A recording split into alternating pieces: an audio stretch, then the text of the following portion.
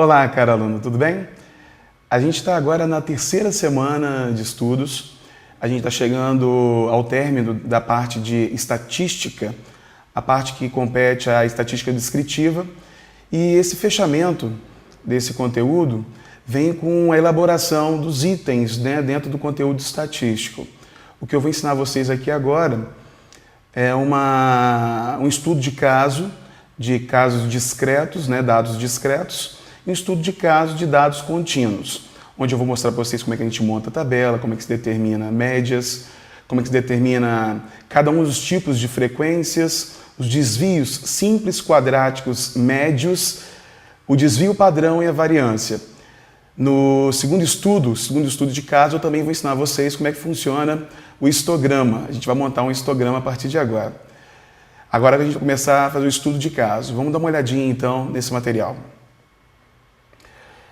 A gente começa aqui então com estatística aplicada à administração, estudo de caso em estatísticas, e a gente vai para o nosso primeiro estudo de caso, um estudo de caso de dados discretos. Vamos ler comigo aqui então. Em uma das salas de aulas do IFES, um professor de matemática resolveu fazer um estudo estatístico sobre as idades dos 25 alunos, pesquisando aluno a aluno suas idades em anos. O professor obteve o seguinte conjunto de dados brutos. Então lá os dados brutos então. 16, 19, 18, 20, 16, 17, 19, 18, 20, 17, 20, 18, 19, 20, 17, 19, 20, 18, 17, 19. Bem, vocês estão vendo aí que os dados eles estão aleatórios, ou seja, não tem uma monotonicidade na apresentação, não está em ordem crescente nem decrescente. Eles são advindos simplesmente de uma pesquisa. A gente simplesmente perguntou aos alunos e saiu escrevendo quais são as idades deles aqui. E com base nesse conjunto de dados brutos, a gente tem que responder. Vamos começar lá então, olha só. A letra A da pergunta fala bem assim: escreva o rol dessa amostra. O que é o rol? A gente já deve ter dado uma olhadinha no material, a gente já sabe que rol nada mais é do que a ordenação crescente ou decrescente dos dados brutos. Se nós ordenarmos aqui os dados brutos, a gente consegue esse conjunto que a gente chama de rol. Vocês estão vendo lá que o 16 aparece 4 vezes, o 17 aparece 4 vezes, e por aí vai. Vamos continuar as perguntas. Vamos à letra B agora. A variável estudada é do tipo qualitativa ou quantitativa? Explique a sua resposta. Então a gente tem aqui os tipos de variáveis. A variável pode ser do tipo qualitativa. O que é a variável qualitativa? É aquela que expressa uma qualidade do indivíduo que você está analisando, do indivíduo que você está estudando. Essa qualidade ela pode ser do tipo nominal, onde a pessoa vai responder o sexo, por exemplo, masculino ou feminino. Cor dos olhos, claros, escuros, verdes, azuis. Ou então a gente pode dar intensidade a isso, por exemplo, ordinal, classe social. A gente subdivide isso aí em várias classes sociais. Ela pode ser também do estilo quantitativa. Quantitativa é aquela que expressa diretamente uma quantidade. Por exemplo, no nosso caso, a gente está estudando as idades dos alunos de uma sala de aula. A idade é uma variável quantitativa, ela expressa uma quantidade. A variável quantitativa ela pode ser do tipo contínua, por exemplo, peso, altura. O que significa variável contínua? Contínua quer dizer que está dentro de um espaço de valores, ou seja, está dentro de uma faixa de valores. Não é aquele valor discreto. O valor discreto que representa um valor inteiro. Quando eu pergunto a você, por exemplo, qual o número de filhos de um determinado pai, você vai dizer que ele tem 2 filhos, 3 filhos, 1 filho. Você não vai dizer que ele tem 2,37 filhos. Então o que acontece? A variável contínua, ela entra para poder responder esse tipo de variável quantitativa. É aquela que expressa uma determinada quantidade dentro de uma faixa de valores. Vamos à próxima parte. Na letra C da nossa questão, já tem lá, complete a tabela de distribuição de frequências abaixo. Então o que acontece? Vocês estão tendo contato agora com a nossa primeira tabela de distribuição de frequências, onde a gente tem uma ideia direta aqui do que vai ser preenchido durante o desenvolvimento desse exercício. Claro que ela vai ser completamente preenchida de acordo com o nosso rol, o rol que a gente está utilizando. Vocês têm uma tabela onde vocês têm aqui a chamada variável, essa aqui é a representação da variável, esse xi, quer dizer que eu posso ter x1, x2, x3, que representa a posição da variável dentro da tabela. O ni significa frequência absoluta. NI a Q significa a frequência absoluta acumulada. FI representa a frequência relativa, FI a Q no caso, a frequência relativa acumulada. Esse módulo de xi menos x é o chamado desvio simples. E o módulo de xi menos x, no caso x barrado, né, o anterior também é x barrado, representa lá, aqui é um x barrado, isso aqui representa o desvio chamado desvio quadrático. A gente vai começar a distribuir os dados dentro dessa tabela a partir de agora. Como? Por exemplo, dá uma olhadinha na variável 16. A variável 16 é a menor das variáveis. A gente vai colocar a tabela aqui utilizando essas variáveis em ordem crescente de valores. O 16, a gente vai escrever o 16 e logo ao lado vai dizer a quantidade de vezes que o 16 apareceu. Basta vir aqui contar, a gente vai perceber que o 16 apareceu 1, 2, 3, 4 vezes. Logo depois virá o 17, que também apareceu 4 vezes, o 18, que apareceu um total de 5 vezes, e por aí a gente continua até o 20, que apareceu de um total lá de 6 vezes. Vamos verificar como é que fica a tabela sendo completa agora, sendo completada. Olha só, dá uma olhadinha. Eu dei um aumentado na tabela para a gente poder ter uma noção melhor do que está acontecendo. Dei uma corrigida aqui agora no gráfico, tá vendo? Olha só, esse x barrado representa a média das idades, que a gente vai aprender a calcular daqui a pouquinho. E vamos começar a preencher essa tabela.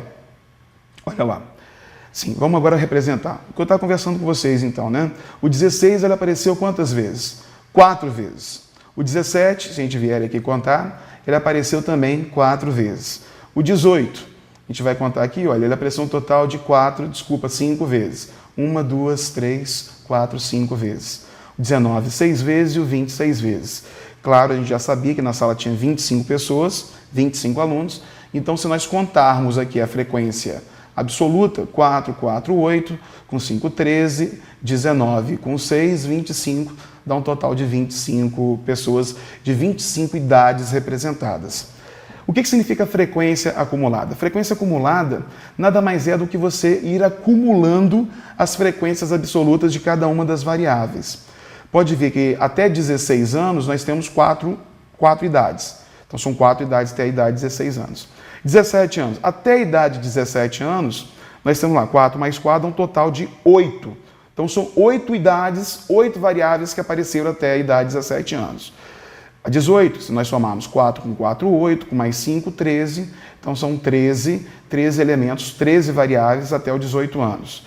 19, se você somar lá 4 com 4, 8, com 5, 13, 13 com 6, 19, dá um total de 19 idades representadas. E até a idade de 20 anos, obviamente, tem que dar o total da nossa pesquisa, que são 25 pessoas, 25 idades.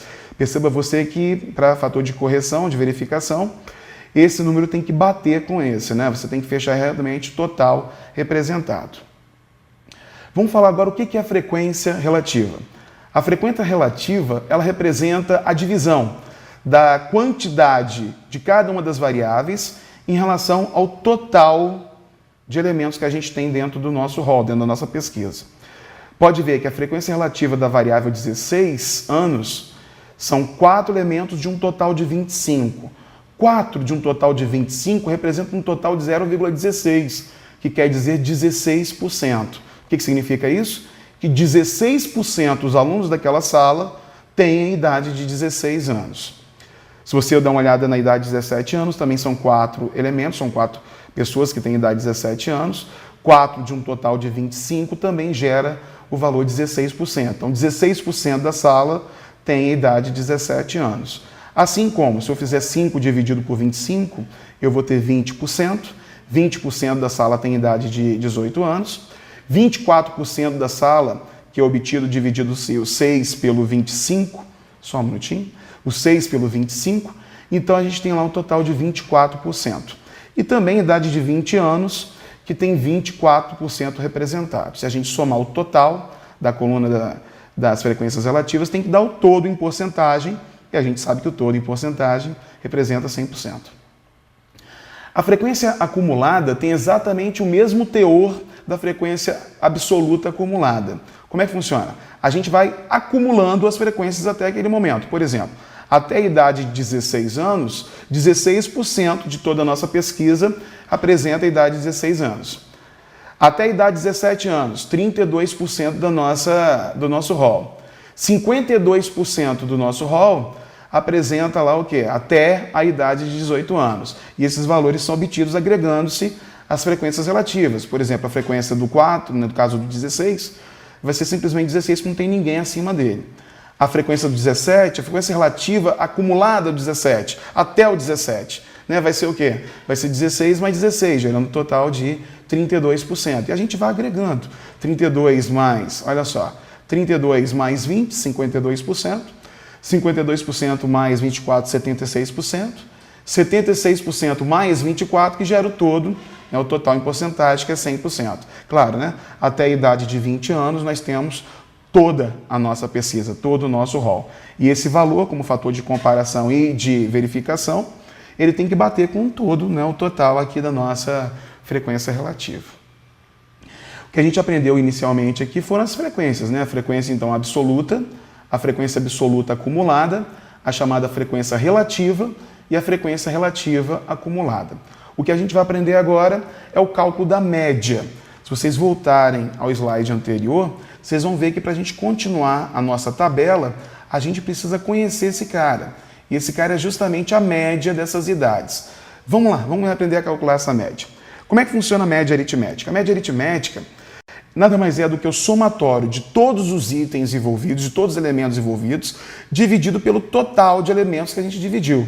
Por uma questão de praticidade, a gente utiliza a chamada média aritmética ponderada. Vocês vão ver lá que o 16 anos, olhem só, o 16 anos ele apareceu 4 vezes. Então a gente vai caracterizar que o 16 apareceu 4 vezes. O 17 apareceu 4 vezes.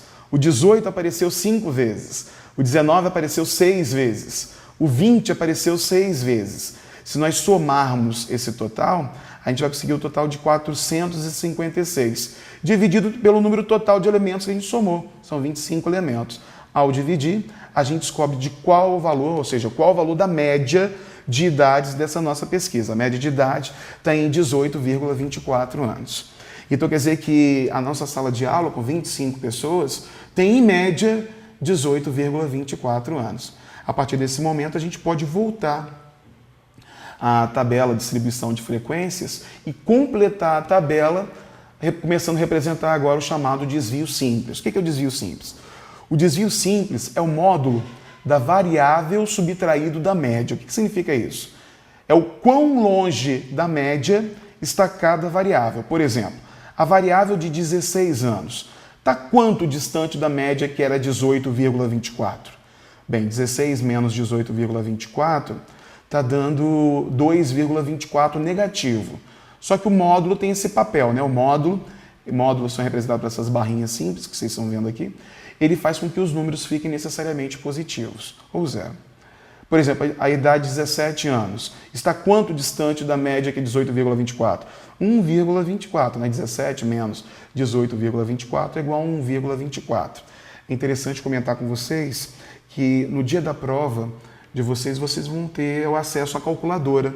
Vocês podem usar a calculadora para poder representar, para poder resolver as questões. Claro, facilita a vida da gente. Claro, a gente está no mercado de trabalho, a calculadora é uma ferramenta, a gente tem que aprender a mexer com a calculadora. Se for o caso de você não ter domínio da calculadora, seria legal que você fosse até o polo e conversasse com um tutor e pedisse auxílio a ele de como representar, de como utilizar e como lançar mão das funções da sua calculadora. A calculadora que a gente vai utilizar aqui não tem necessidade de ser científica, porque a operação que a gente vai utilizar aqui, as operações que a gente vai utilizar são somas, subtrações, multiplicações, divisões, além de potenciação simples, elevar ao quadrado, e uma radiciação simples, que é tirar a raiz quadrada. Então, uma calculadora que tem essas funções já resolve o seu problema. Tá? Vamos voltar aqui para a nossa tabela. Então, o que acontece? A gente tem aqui, então, o desvio simples. O que significa o desvio simples mesmo? Voltando à nossa ideia, é o quão distante da média está cada variável. Depois de ter determinado o desvio simples, a gente pode determinar agora o chamado desvio quadrático. O que é o desvio quadrático? Nada mais é do que você pegar cada desvio simples que você obteve e elevar ao quadrado. Você vai verificar lá, por exemplo, 2,24 elevado ao quadrado, com auxílio da calculadora, vocês vão ver que dá 5,02. Um comentário bacana para você é que quando a gente for utilizar os dados decimais, números decimais, você vai obter, às vezes, números decimais com grande quantidade de casas depois da vírgula, casas decimais. Seria interessante que, para a prova, e no caso para os trabalhos que a gente vai efetuar, você utilizasse somente 2 casas decimais, somente 2 casas depois da vírgula. Vamos dar uma olhadinha aqui, por exemplo, 2,24 elevado ao quadrado, coloquei lá o 5,02, obviamente é um valor aproximado. 1,24 ao quadrado deu 1,54. Então a gente vai pegar cada desvio simples desse e elevar ao quadrado. Daqui a pouco eu vou mostrar a vocês para que isso aí vai ser utilizado, tá? Vamos continuar a história. E a gente vai ter uma noção agora da nossa primeira margem de erro. Primeira margem de erro. O que é a margem de erro? Vocês já devem ter visto, por exemplo, quando a gente está assistindo um jornal, que o apresentador comenta bem assim: determinado candidato está com uma aceitação de tantos pontos percentuais, com uma margem de erro de não sei quantos pontos. Aí ele comenta bem assim, olha, a mais ou a menos, vamos colocar um valor numérico. Por exemplo, o candidato A ele tem 38% de aceitação do eleitorado e com uma margem de erro de 2%.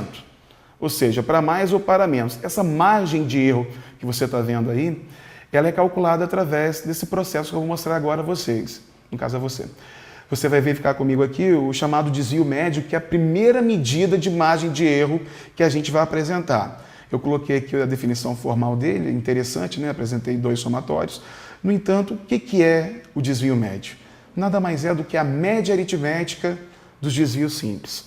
Você vai pegar o desvio simples que você obteve e vai tirar a média aritmética desses caras.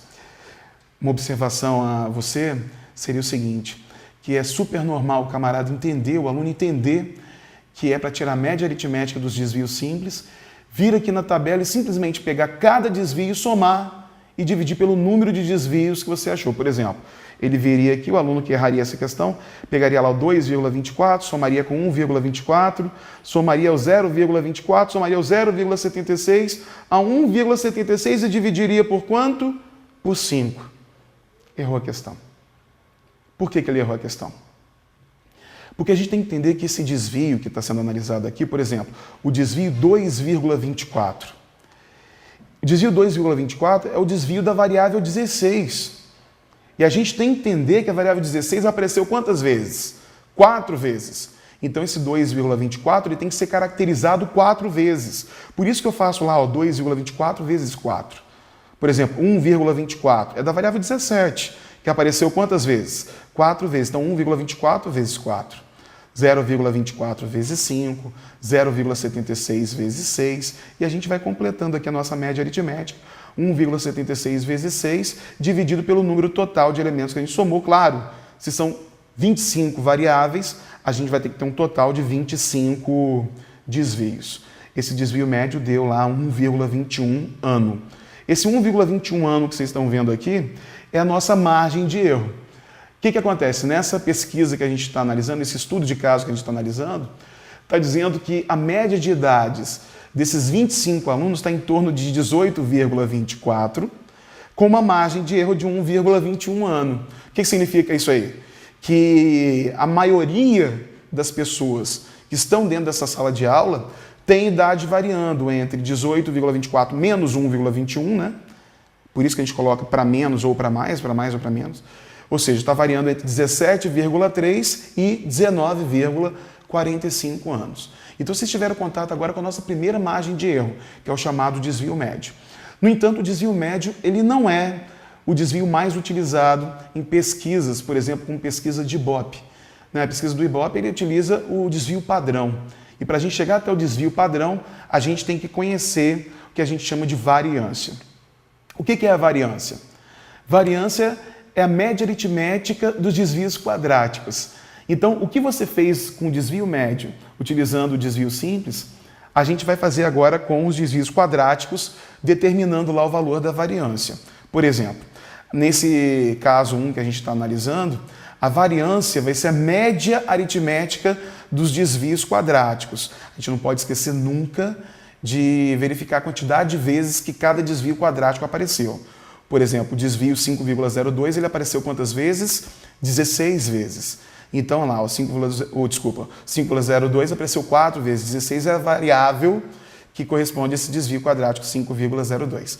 Então, 5,02 apareceu o quê? 4 vezes. O 1,54 ele apareceu 4 vezes.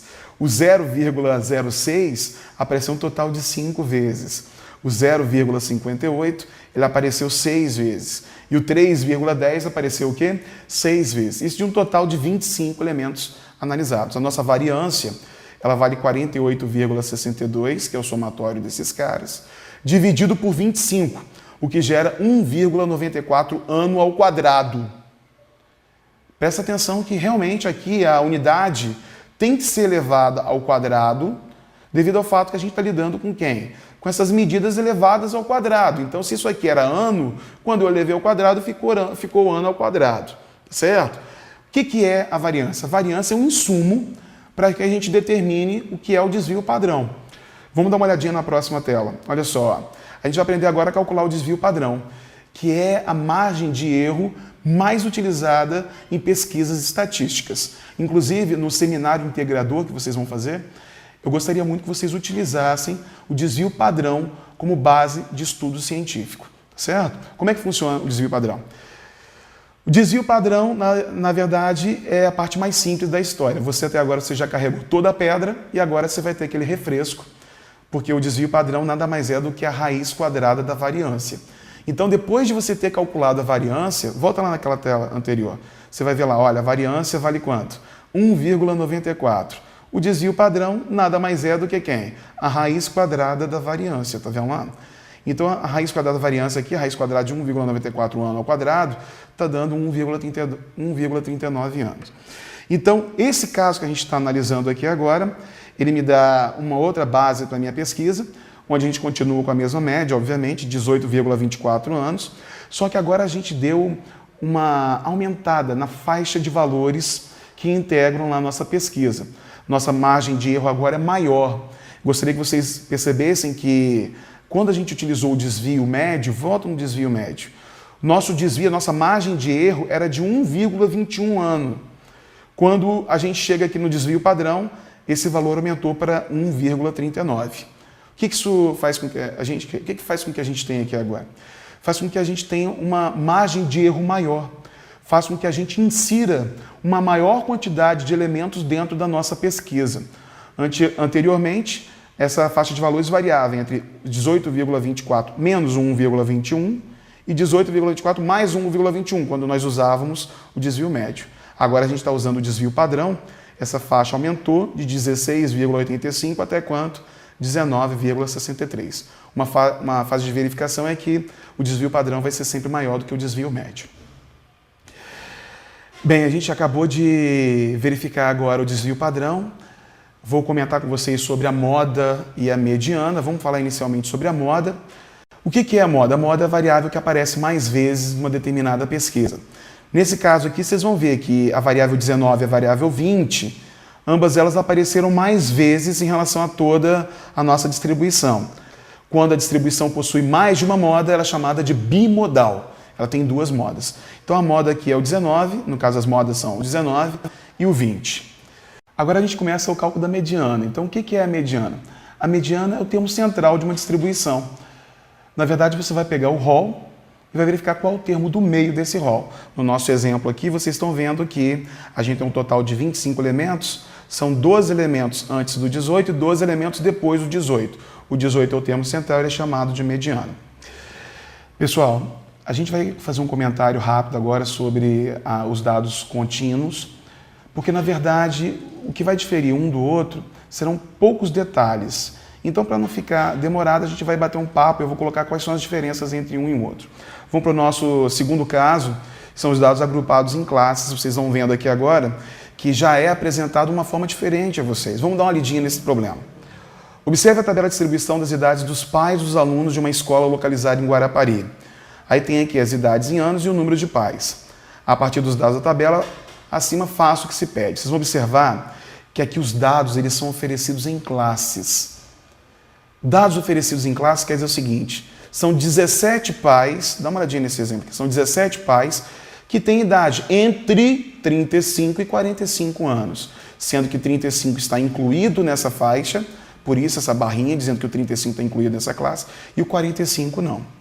São 37 pais que estão entre 45 e 55 e por aí vai. A partir dessa tabela, a gente vai montar a mesma tabela de distribuição de frequências. Primeira coisa, esse xi que a gente está vendo aqui, antes era a nossa variável discreta. Agora ela é chamada de variável equivalente. O que é a variável equivalente?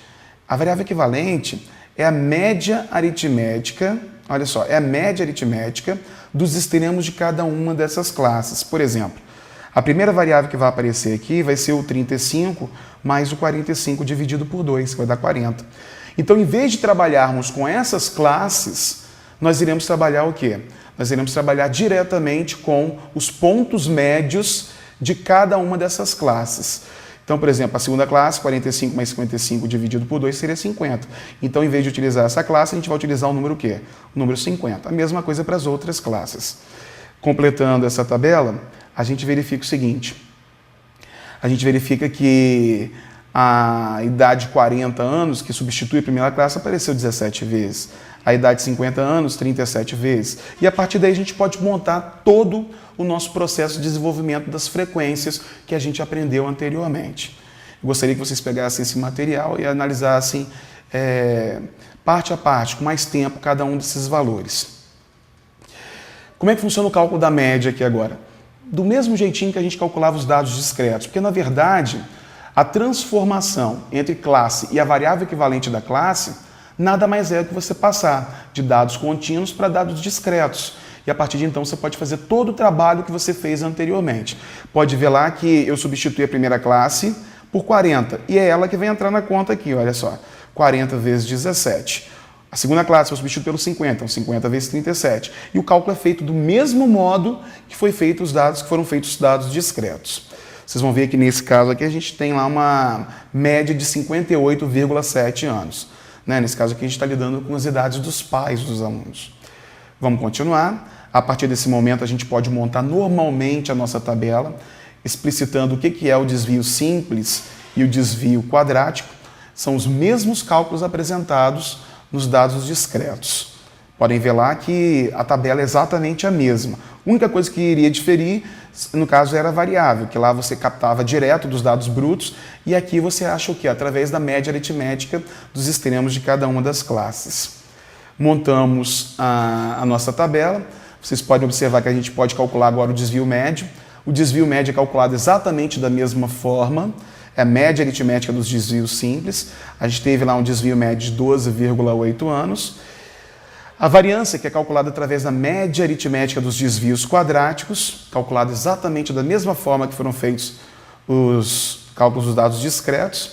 E o desvio padrão, que continua sendo a raiz quadrada de quem? Da variância. Eu gostaria de voltar aqui no cálculo da variância e atentá-los a um detalhe. Gostaria que você procurasse agora no livro texto e observasse um detalhezinho que seria o seguinte, que quando a gente está lidando com dados advindos de uma amostra, no cálculo da variância, a gente tem que fazer uma correção. A variância amostral, ela pede para que você, na hora de fazer a divisão pela quantidade de elementos da pesquisa, nesse caso aqui o total de elementos que nós temos são 100 elementos. Na variância amostral, então se for caracterizado, você está lidando com uma amostra, você tem que vir aqui a esse 100, olha só, vir aqui a esse 100 e subtrair uma unidade. O valor que você tiver aqui no total, você subtrai uma unidade. Isso aí é uma adequação que a gente faz para poder caracterizar que a gente está estudando uma amostra e não toda uma população. Uma amostra da população. Isso aí está bem explicado no livro texto e alguns exemplos que eu passei para vocês nas listas de exercícios. Gostaria que vocês dessem uma olhadinha nisso aí, que você desse uma olhadinha nisso aí posteriormente, tá? Vamos continuar lá então. A gente calculou a variância e a gente pode calcular a nossa margem de erro preferida dentre as grandes pesquisas, que é o desvio padrão, que continua sendo, obviamente, a raiz quadrada da variância. Nota novamente que o desvio padrão ele é maior do que o desvio médio, que a gente calculou anteriormente. A montagem de histograma. O que é um histograma? Um histograma nada mais é do que um gráfico de colunas que lança a mão das classes, dos dados distribuídos em classes e da frequência absoluta ou relativa de cada uma delas. Eu montei um gráfico aqui para vocês, onde cada coluna dessa daqui representa a classe que a gente está analisando. Por exemplo, essa primeira coluna, que vai de 35 a 45, olha só, ela tem uma frequência 17, então a altura dela chega ao quê? Chega até o 17. Essa segunda coluna representa a classe de 45 a 55. Então, nas bases aqui, olha, nós temos de 45 até 55, cuja altura é justamente a frequência dela, que é de quanto? De 37. E a gente sai distribuindo cada uma das classes de acordo com a base, onde a base representa justamente o valor da classe que a gente está lidando, e a altura de cada uma dessas colunas é justamente a frequência absoluta delas. Se nós ligarmos os pontos médios superiores de cada uma dessas colunas, a gente obtém o que a gente conhece com o nome de polígono de frequências. Então essa daqui é a figurinha que a gente conhece no polígono de frequências. No cálculo da mediana, que é o único cálculo diferente que a gente tem que fazer em relação ao cálculo dos dados discretos, a gente tem que fazer uma proporção entre a quantidade, né, a mediana, a quantidade, 50% da nossa distribuição, metade da nossa distribuição, e justamente dentro da classe onde ela está distribuída que a gente vai verificar. Bem, o que acontece? Nossa pesquisa ela é composta de 100 pais. Né? Se a gente contar aqui, olha, 17, 37, 7, 20, 19, dá um total de 100 pais. A mediana ela vai estar na metade da nossa distribuição, vai estar em cima dos 50%. Metade de 100 dá 50. Essa variável 50, você vai ver que ela vai aparecer aqui entre o 37 e o 17, perdão, entre o 17 e o 37. Se eu somar 17 mais 37, está dando um total de 54. Então, da 17ª variável até a 54ª, a gente tem essa classe representada, de 45 até 55. A mediana vai estar justamente em cima dos 50% da metade. A gente faz uma distribuição proporcional.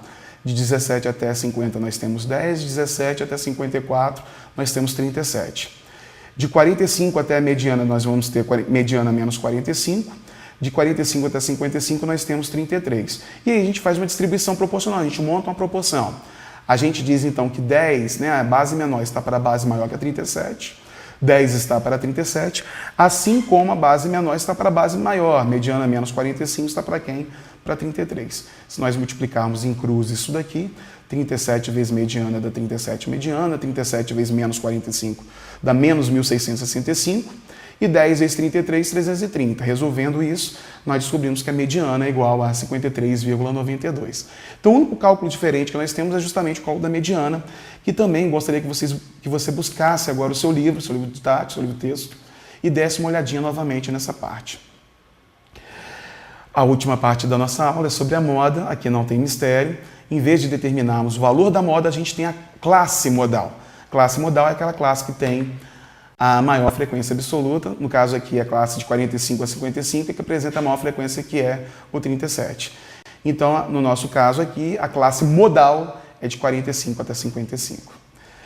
Querido, espero que você tenha tido uma ótima aula, que possa ter esclarecido bastante coisa aqui agora, e quaisquer dúvidas que você tiver, seria legal que você entrasse em contato com o seu tutor e postasse as suas dúvidas no fórum. Lá você pode participar com os colegas e tirar dúvida com o seu tutor. Um abraço, tchau.